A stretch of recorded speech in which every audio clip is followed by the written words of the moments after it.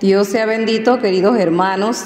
Les damos la bienvenida a aquellos que es primera vez que participan de esta Escuela de Espiritualidad de San Francisco de Sales y esperamos que continúen participando.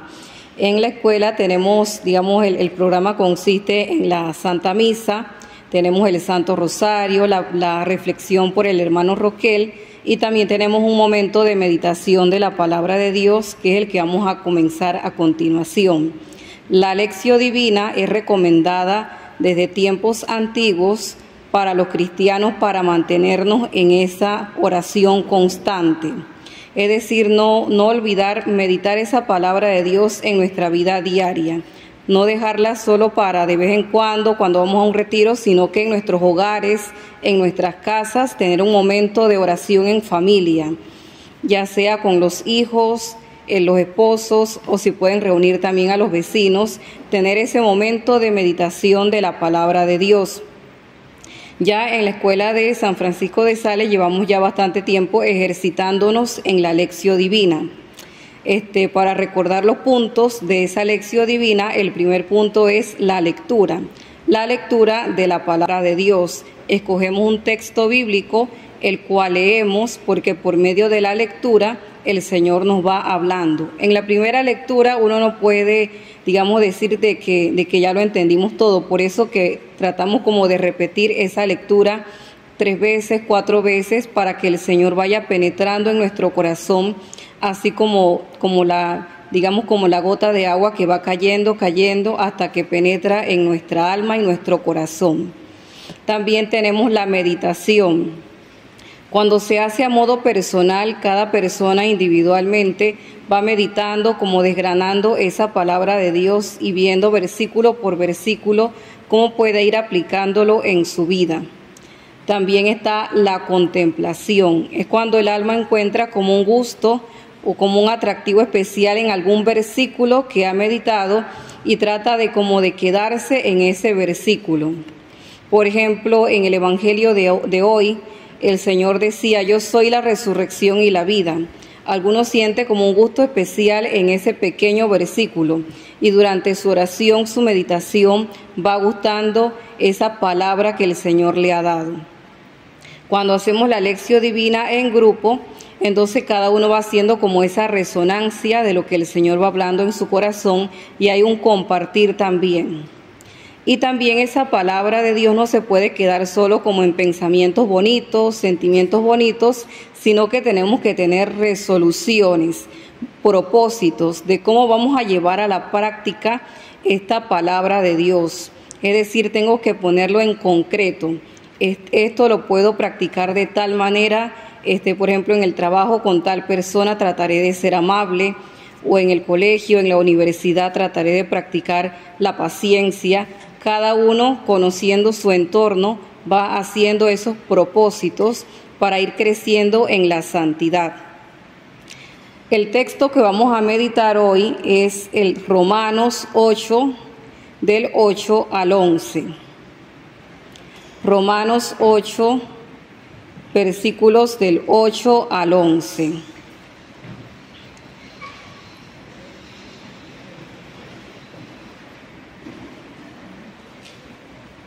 Vamos a formar grupos de 3 para hacer esta lección divina. Una vez conformado el grupo de 3, entonces cada uno va a leer este pasaje bíblico en voz alta de manera que los integrantes del grupo puedan oírlo. Y así el siguiente hasta que los 3 hayan leído esa lectura. Después de haber leído el texto bíblico, a continuación vamos a compartir en cada grupo, van a compartir ese versículo que le llama más la atención y por qué le llama la atención. Lo van a compartir en cada grupo.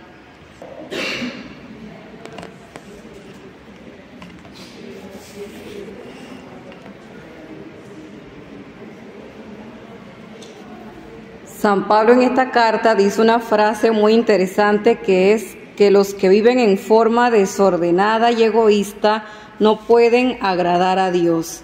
Y me parece que lo que hemos reflexionado durante la mañana ha sido precisamente eso, lo que es ser egoísta, es decir, la soberbia, que de ahí viene la raíz de esa palabra. Ego en griego significa yo, es decir, que el yo va a estar siempre en el centro. Y cuando el yo está en el centro, uno siempre busca lo que le acomoda, lo fácil, lo que no le moleste, siempre va a estar evitando hacer sacrificios y se va olvidando como de, digamos, de hacer esas cosas que agradan a Dios por agradarse a sí mismo. Olvida el amor de Dios por el yo. Pero como ya eso nos quedó como más o menos claro lo que es ser como la soberbia, el egoísmo, entonces ahora vamos a ver cuáles son esos signos de que el Espíritu de Cristo habita en nosotros. Pero para esto, entonces vamos a tratar de trabajar en equipo y en su equipo de trabajo, cada uno va a ver según lo que ya meditamos, digamos lo contrario, es decir, que el Espíritu de Cristo habita en nosotros.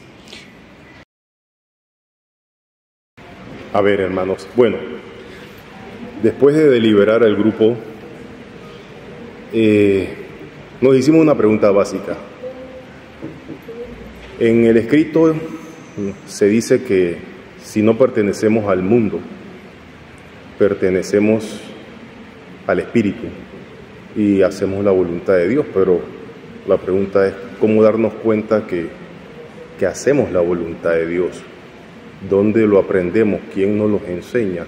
¿Cómo sabemos eso? Y si hacemos la voluntad de Dios, el Espíritu mora en nosotros.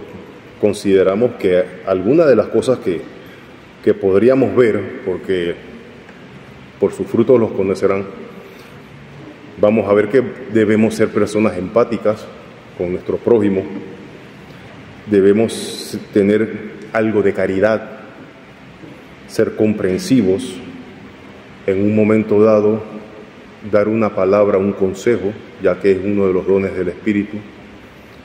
Y muy importante, a pesar de las dificultades que tengamos, vamos a tener paz, ya que si ponemos las situaciones en manos de Dios, no es que no vamos a tener dificultades o inconvenientes, pero no vamos a tener esas desesperaciones, porque si verdaderamente confiamos en Él y Él es el que pone y quita, pues realmente no tenemos por qué. ¿Por qué me voy a preocupar si tiene solución y por qué me voy a preocupar si tampoco tiene solución? Dejemos que Dios haga lo que Él nos prometió que iba a hacer. Entonces, esas serían algunos de los signos que para nosotros serían importantes para saber si realmente estamos actuando dentro de la verdadera voluntad divina.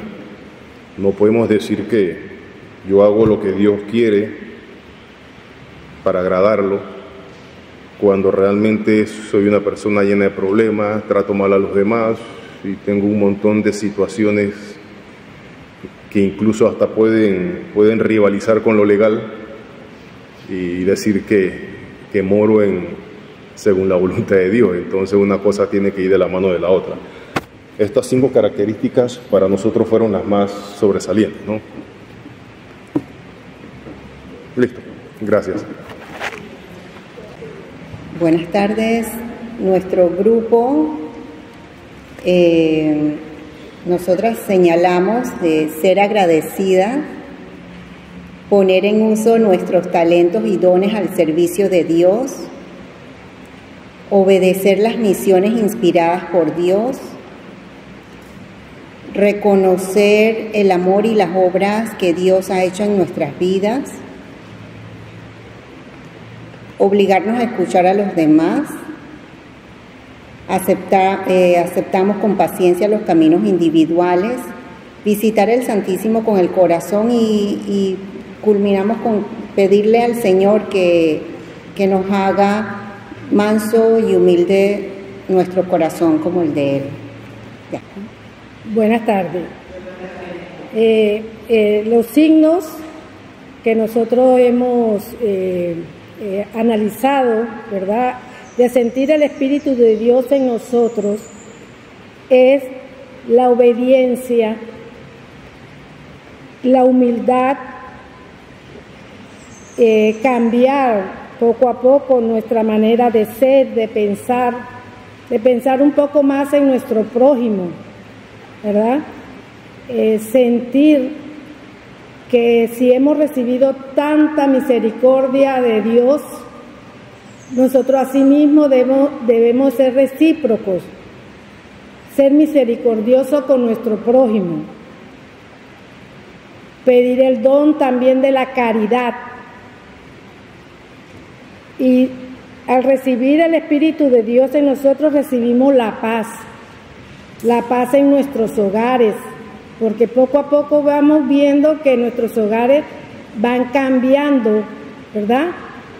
Porque con nuestra manera de cambiar nosotros, sin hablar y sin predicar, ellos van cambiando también. Y así sentimos la experiencia del poder de Dios en nosotros. Y también nos da la fortaleza que tanto necesitamos en este caminar. Gracias. Buenas tardes. Bueno, nosotros analizamos del decálogo, analizamos 4 puntos, logramos analizar solo 4. Entonces, uno de los decálogos que puso Roquel fue buscar los honores.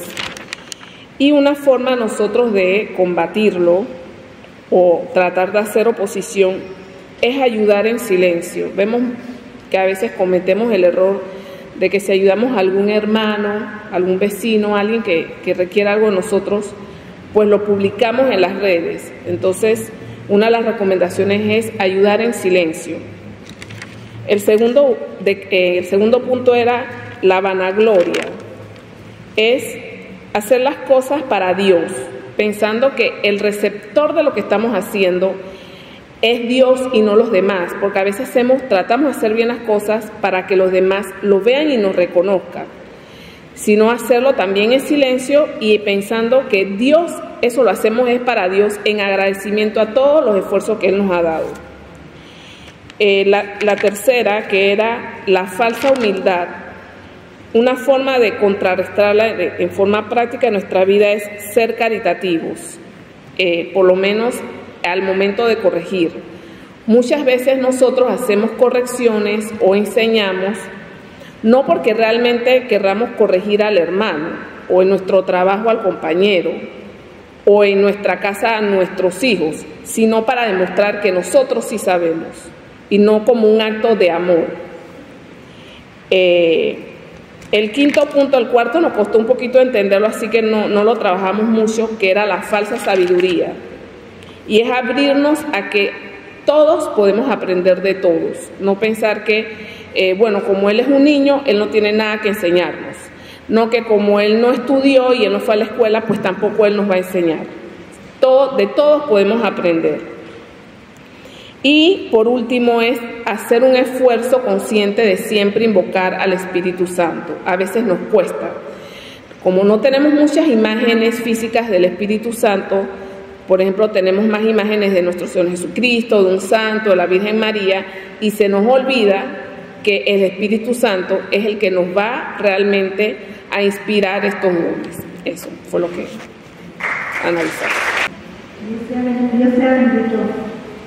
Bueno, yo era un equipo único, en representación de mi hermano. A mí la frase de que meditamos, una de las que más me llamó la atención fue donde dice que el que no tiene el Espíritu de Cristo no le pertenece. Entonces me llevaba a preguntarme qué espíritu es el que habita en mí y qué espíritu es el que me mueve. También más abajo, en el otro versículo, decía que aunque nuestro cuerpo esté ya muerto por el pecado, a causa del pecado está muerto, a causa de la justicia que hemos recibido de Cristo, tenemos este espíritu de vida. Entonces, en todo lo que dijo el Señor Roque y más lo que dijo nuestra hermana, a mí me surgió una palabra que es esperanza. Yo digo que tiene el Espíritu de Cristo, tiene esperanza, porque cree sin creer, ve sin ver, espera muchas veces sin esperar. Y el espíritu que nos mueve siempre es el de la confianza, porque el que espera es porque confía en el que sabe que va a venir. Y así que bueno, todavía me sigo preguntándole qué espíritu es el que me mueve a mí, porque a veces me mueve el espíritu de Cristo y a veces, como dijo el señor Roquel, me mueve mis propios espíritus egoístas de mis propios intereses. Dios les pague. Gracias por compartir. A continuación vamos a culminar con una oración del cardenal Enrique Newman. De San Francisco de Sales, los santos padres se decía muchas veces, decía San Vicente de Paúl, que era uno de los hombres que más había imitado a Cristo sobre la tierra. Y esta oración cuando la oro me recuerda mucho a nuestro Santo Padre. Así que vamos a orar en nombre del Padre, del Hijo y del Espíritu Santo. Amén. Querido Jesús, ayúdame a esparcir tu fragancia por donde quiera que vaya. Hunda mi alma con tu espíritu y vida.